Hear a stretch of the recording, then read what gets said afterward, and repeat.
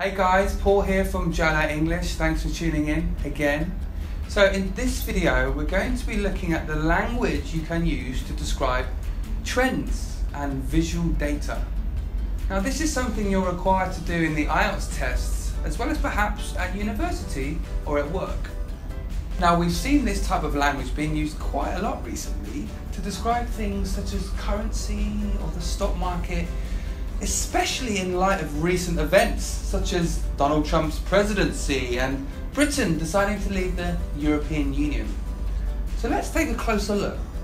So when we're describing a trend, we're talking about the direction something is moving in. Is it moving up and down, or straight?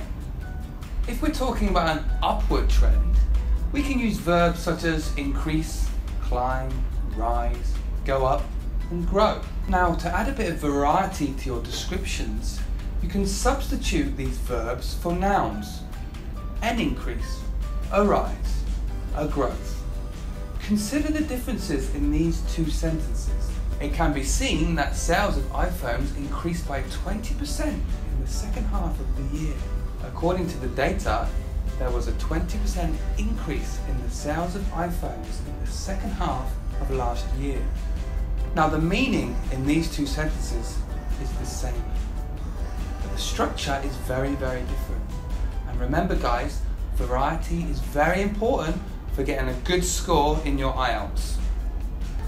Now if we're talking about a downward trend, we can use verbs such as decline, decrease, drop, fall, and go down.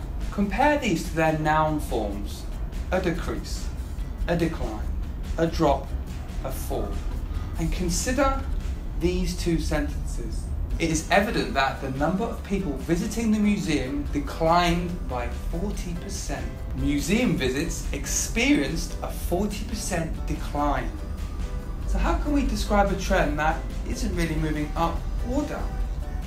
Well, we can use words such as steady, stable, remain, maintain, and unchanged. The problem here though is that we're using a mixture of verbs and adjectives, so we need to be very careful about how we use them in sentences.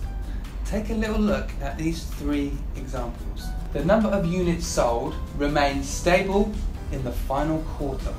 During the final quarter, the number of sold units went unchanged. The final 3 months of unit sales maintained their steady performance.